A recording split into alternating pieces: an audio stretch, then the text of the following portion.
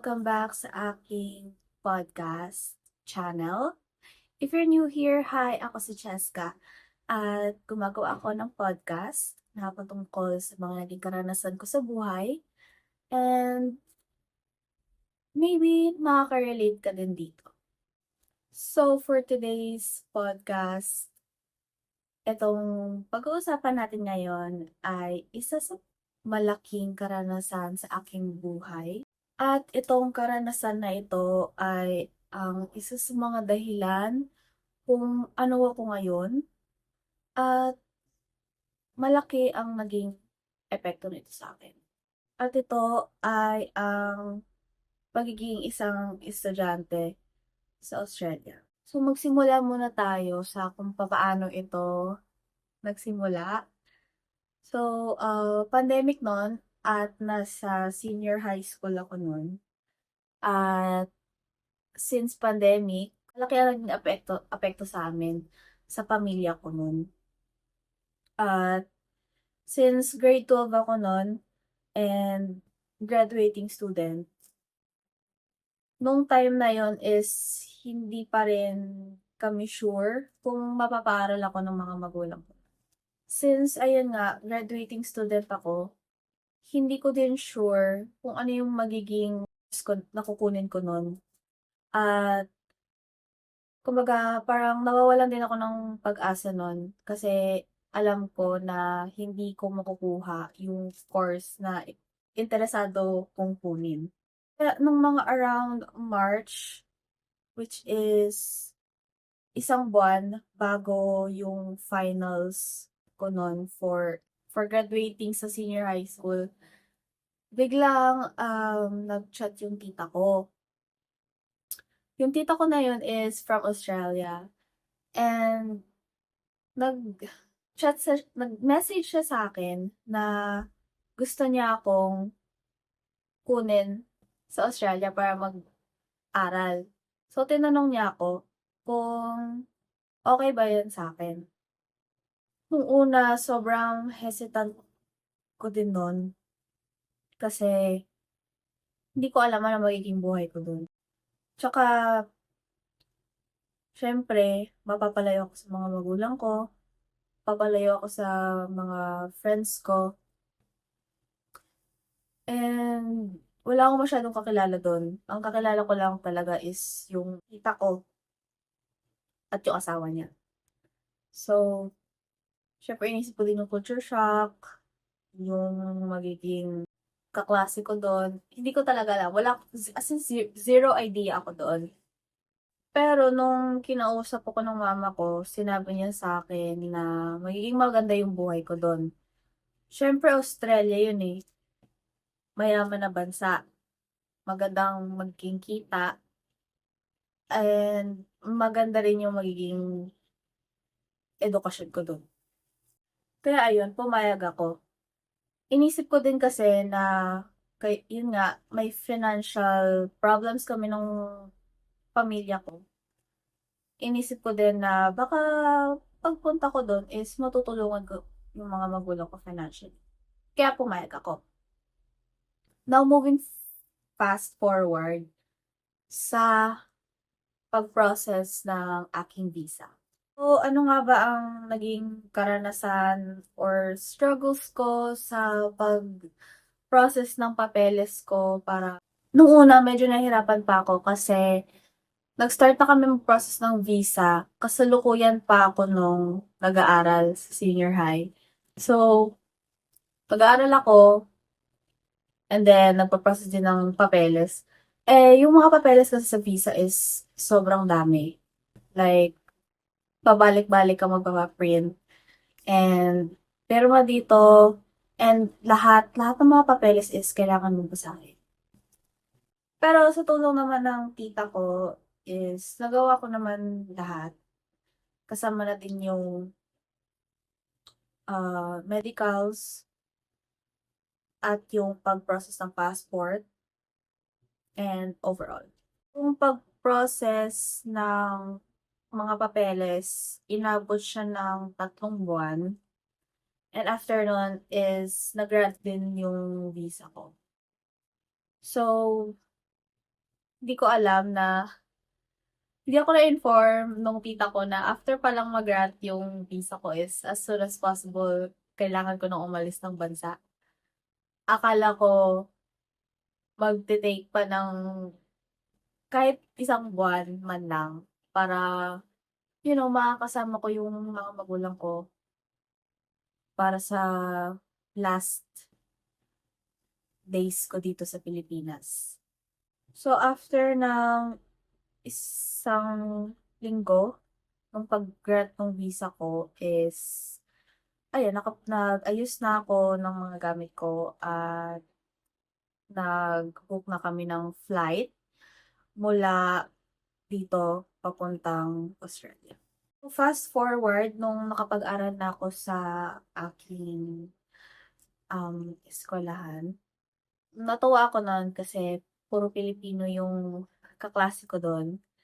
Kasi yung school ko na yun is for international students and mostly yung mga klase ko dun is puro Pilipino. Pero meron ding mga Southeast Asians ako naging kaklase dun. So, ngayon pag-uusapan naman natin kung ano yung mga pagkakaiba ng sistema ng edukasyon dito sa Pilipinas at sa Australia. So, dito sa Pilipinas, 'di ba meron tayong tinatawag na 4-year course na kung saan mag-aaral ka ng 4 na taon bago mo makuha yung diploma. So, sa Australia naman is merong tinatawag na colleges for international students, which is doon ako naka-enroll. Bali 2 years lang siya ite-take and merong tinatawag na certificates and diploma. So, doon sa certificates and diploma na yon, kumbaga parang SEM siya dito sa Pilipinas. And doon sa bawat semester na yon is kailangan mo siyang matapos para makuha mo yung diploma.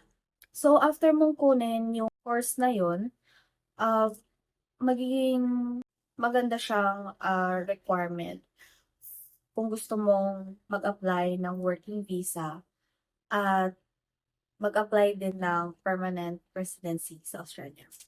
So, pag-usapan naman natin yung mga regulations, yung ambience nung mga naging classes ko from dito sa Pilipinas to Australia.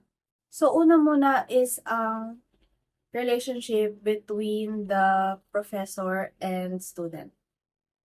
So, dito sa Pilipinas, syempre malaki ang pinahahalagahan ang pagtawag ng ma'am at sir ng mga students sa kanilang mga teachers. Sa mga naging prof ko naman sa Australia, they don't mind na tinatawag lang sila by their name. Hindi ko alam. Or minsan, minsan, chef ang tawag ko sa kanila. Since yung course na kinuha ko doon is hospitality management in cooking. So, yung mga prof ko doon is mga retired na chef or cook. So, mostly, I would call them chef and then the name. Sunod naman ay ang pananamit ng mga students habang nagkaklase. So, syempre, dito sa Pilipinas, common dito sa college and sa universities na may sari-sarili tayong uniform. Pero dun sa Australia, kahit anong, walang dress code doon and mas free kang manamit ng kahit anong gusto mo. Balik tayo sa sistema ng edukasyon. Papaano naman ako nakapag-adjust simula nung nag-aral ako dito sa Pilipinas at nung pagpunta ko sa Australia. So for me, sobrang nakakapanibago kasi kung gaano kahigpit yung sistema ng edukasyon dito sa Pilipinas ay gano'n naman din kaluwag nung lumipat ako sa Australia. At siyempre, from ABM to hospitality, sobrang nakakapanibago. Lalo na wala akong karanasan wala akong any background sa pagluluto or sa pagtatrabaho sa mga kusina. As in, zero knowledge talaga ako nun. Pero, buti na lang, may mga Pilipino akong naging kaklase doon. Tinulungan naman nila kung paano ah, mas matutunan ng maigi yung mga pagtuturo sa kusina. Ngayon, pag-usapan naman natin ang college tuition. So, kung ikukumpara mo dito sa Pilipinas is mas mura talaga yung tuition pagdating dito sa mga college at universities sa Pilipinas.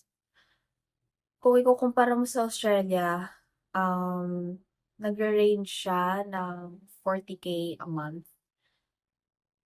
Hindi pa kasama dun yung mga uniforms, tulad ng mga uniform sa pagluluto sa kusina, and yung mga equipments. So, pag-usapan naman natin yung learning tools dito sa Pilipinas at sa Australia. So, since dito naman ako nakapag-college sa CIIT, kung ikukumpara natin, mas maganda ang learning tools dito sa CIIT College. Kasi, in terms of technology and mga computers, mga ganon, mga drawing pads, uh, provide na siya ng school. Kung ikumpara mo siya sa pinag-aralan ko sa Australia is kami pa ang gagastos, kami pa ang bibili nung mga tulad ng kitchen equipments, mga uniforms, ah, yun, kami yung gagastos. At actually, wala pa silang pinrovide kung saan nakakabili nung mga kitchen equipments na yan. So, kami pa yung naghanap kung saan nakakabili nung mga uniforms at equipments na yan. So, pag-usapan naman is kung gaano kahirap ang pag-aralan. Siyempre, ngayon na nag-aaral na ako sa art school, which is yung talagang interest ko. Siyempre, mas madali at enjoyable dito compare mo sa napag-aralan ko sa Australia. Although, when it comes sa mga kaklase, I think mas nagkaroon ako ng kaibigan sa Australia kaysa dito sa CIT.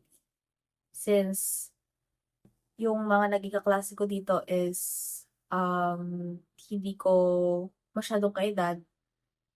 Like, mas matanda ako sa kanila at hindi ko masyadong nakaka-vibes.